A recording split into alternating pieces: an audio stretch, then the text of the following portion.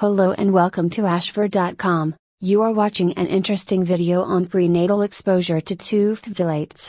Chemicals commonly used in plastics and cosmetics may significantly increase the risk of childhood asthma. Please read this disclaimer carefully. For the first time, researchers from the Mailman School of Public Health at Columbia University in New York, NY, say they have found a link between prenatal exposure to phthalates commonly found in household products and an increased risk of childhood asthma. Researchers found that prenatal exposure to phthalates, chemicals commonly used in plastics and cosmetics, such as skin moisturizers, may significantly increase the risk of childhood asthma.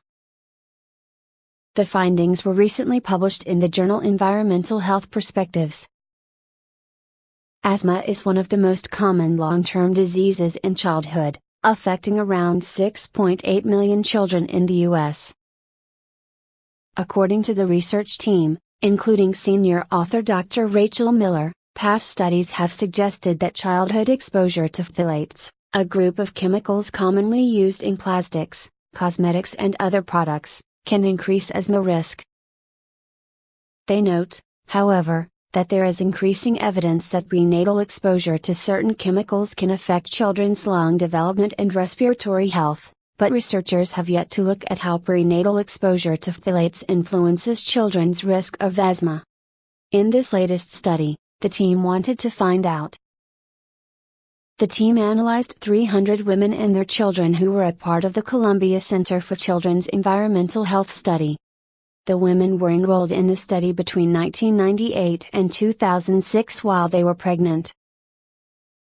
Their level of exposure to phthalates was measured through chemical metabolites and urine samples taken during the third trimester of pregnancy, and their child's phthalate levels were measured through urine samples taken at age 3, 5 and 7 years. The researchers then compared asthma risk among children born to mothers who had high phthalate concentrations during pregnancy with those born to mothers who had low phthalate concentrations. Almost 30%, 94, of the children were clinically diagnosed with asthma between the ages of 5 and 11 years, while another 60 children had asthma-like symptoms or a history of wheeze, but were not diagnosed with asthma. The team found that children born to mothers exposed to high levels of butylbenzyl phthalate, BBZP, during pregnancy were 72% more likely to develop asthma, while children born to mothers exposed to high levels of D-N-butyl phthalate, DNBP, had a 78% higher risk of the condition, compared with children of mothers who had low exposure to both chemicals. The researchers say they also found an association between prenatal exposure to DNBP and asthma-like symptoms, but no increased risk of asthma or symptoms were linked to prenatal exposure to D2-ethylxylphthalate, DEP, and diethyl phthalate, DEP. Commenting on the findings, first author Robin Witt says, "Everyone from parents to policymakers is concerned by the steep rise in the number of children who develop asthma.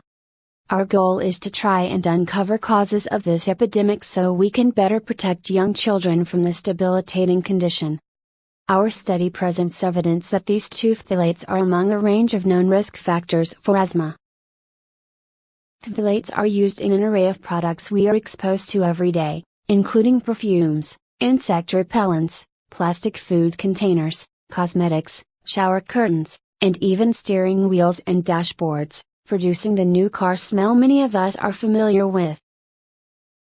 In the U.S., 6 phthalates, including BBZP and DNBP, have been banned from being used in children's toys and other children's products since 2009.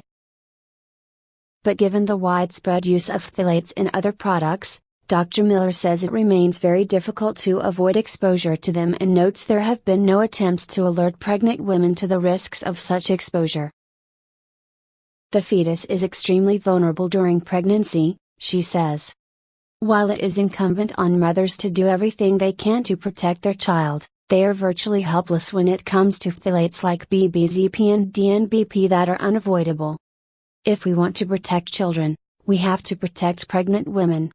In 2012, The research team used the same cohort to reveal that children exposed to DEP or BBZP had a higher risk of airway inflammation, while prenatal exposure to BBZP was associated with an increased risk of childhood asthma.